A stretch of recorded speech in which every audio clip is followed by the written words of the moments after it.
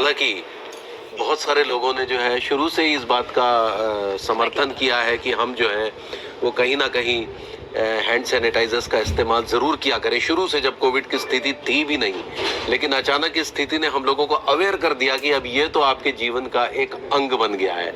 ये हो गया या मास्क हो गया, जब तक आप वैक्सीन नहीं लगवा लेते, या हो सकता है शायद वैक्सीन के बाद भी।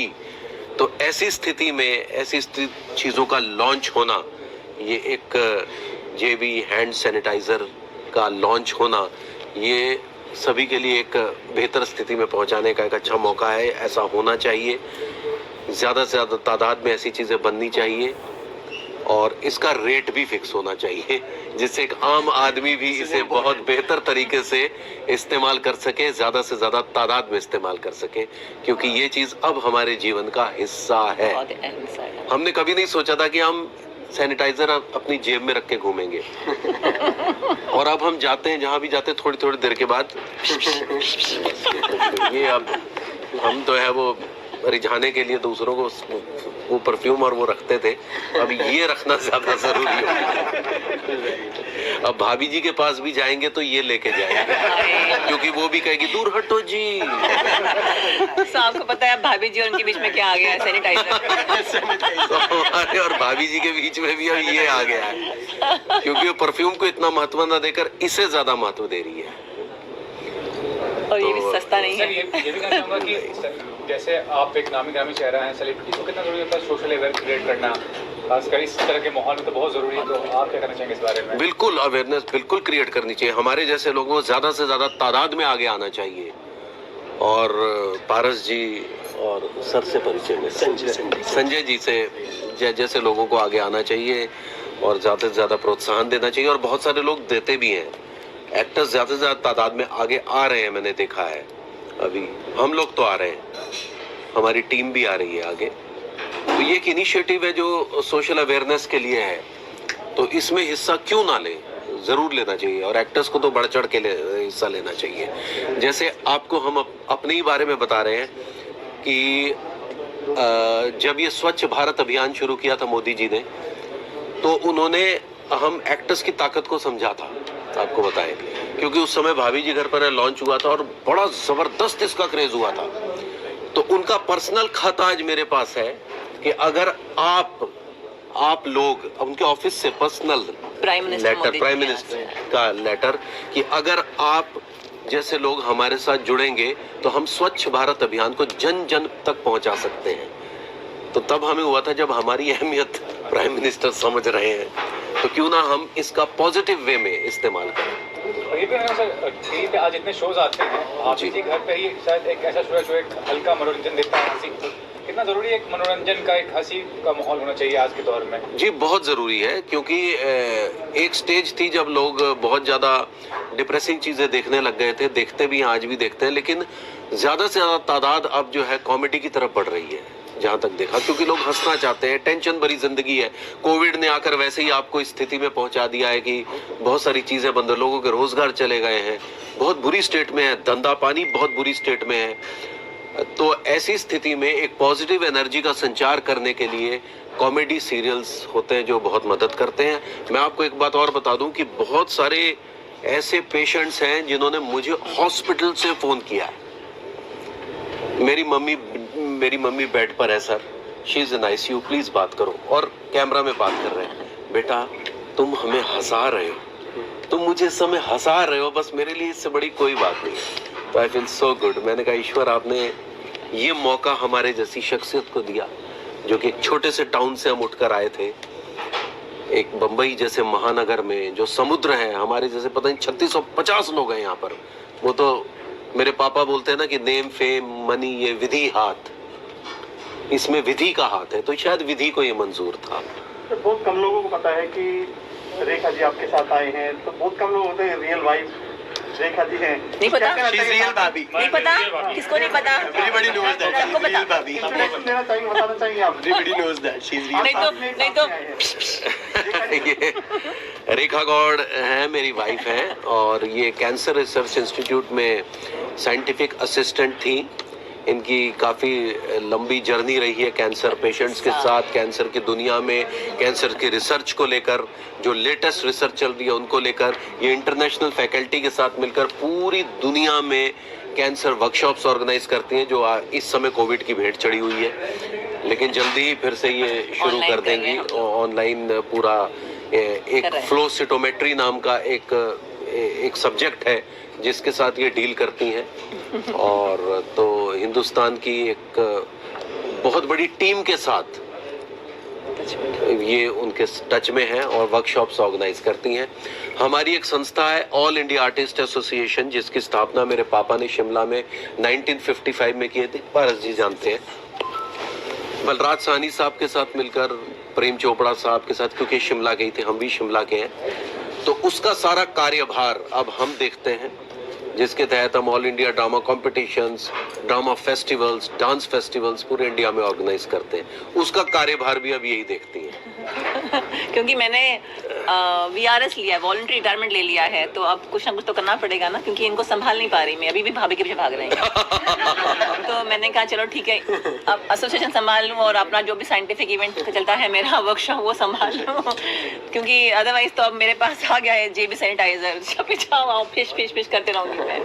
तो नहीं, असल में क्या है ना कि रोहित जी, जिस तरह से आप लोग जानते हैं इनको, ये जो भाभी जी में वैसे तो नहीं है, otherwise I know him as a person. ये अपना काम जो एज एन एक्टर काम कर कर उसके बावजूद भी, उसके बाद भी ये एसोसिएशन को संभालने में मेरी मदद करते हैं। लेकिन बड़ा इनका हाथ है हर चीज़ में, क्योंकि एक इतना बड़ा एक्टर, नॉट बिकॉज ये मेरे हस्बैंड है इसलिए मैं तारीफ कर रही हूँ, रोहित कान बंद कर दीजिए, लेकिन ये जैसे समाज सेवा बोलते हैं, जो बोलते हैं वो सोशल वर्क, बहुत अच्छा टॉपिक है इस तरह से बोलना। चैरिटीज़ ये हम पहले से करते आए हैं, करते रहे हैं और करते रहेंगे।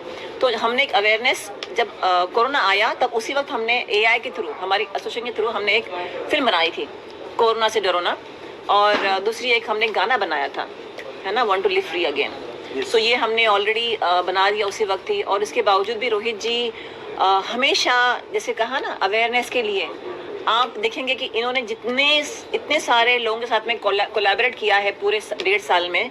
I don't think I have seen anybody doing that जिस तरह से। और हम अभी 2 जून को, अगर आप लोगों को पता होगा, एक वीडियो था जहाँ पे नर्सेज और डॉक्टर्स PPE किट पहन के डांस कर रहे हैं, बड़ा वायरल हुआ था वो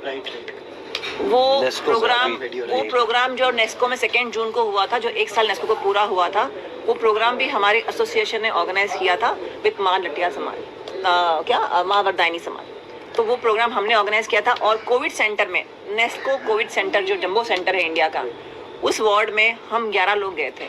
11 लोग में हम 2 भी थे। PPE किट पहन के पूरे हम कोविड पेशेंट के साथ वहाँ थे। ये एक्चुअली हमारा डांस थेरेपी सेशन था कोविड पेशेंट के लिए, लेकिन it turn out to be a 1 year celebration for नेस्को। It was there 1 year celebration. तो ये डॉक्टर्स, नर्सेज, वहाँ के स्टाफ सब साथ में झूमे। हम वार्ड्स में गए। हमारा जो म्यूजिक सिस्टम था पूरा साथ में, हमारे जो बोलते हैं आजकल जो DJ सिस्टम पूरा था, हमारे कैमरामैन, तो टोटल 11 थे। उसमें रोहित जी थे वहाँ पे। और जब बताया गया है वहाँ पे सबको, क्योंकि PPE किट में थे, you can't even make out कि कौन रोहित है कौन रेखा है। तो जब इन्होंने बात की, भाभी जी घर पर है, जब शुरू हुआ तो सब लोगों को पता चला कि ये हैं हमारे तिवारी जी, मिलने आए हैं आज। तो मैंने वहाँ देखा, वहाँ पे पेशेंट्स आके, डॉक्टर्स आके, जो भी स्टाफ आके इनसे सेल्फी मांग रहे थे। तो मैंने किसी को पूछा कि दिख तो नहीं रहे हैं कि कौन है ये, तो हाउ डू यू, मतलब क्या फ़र्क पड़ेगा सेल्फी का किसका? तो बोले नहीं, हमको पता है ये वही है और हमारे लिए इतना काफ़ी है। और इनके पास रिक्वेस्ट आई थी कि हमें बोलो भाभी जी बोलो।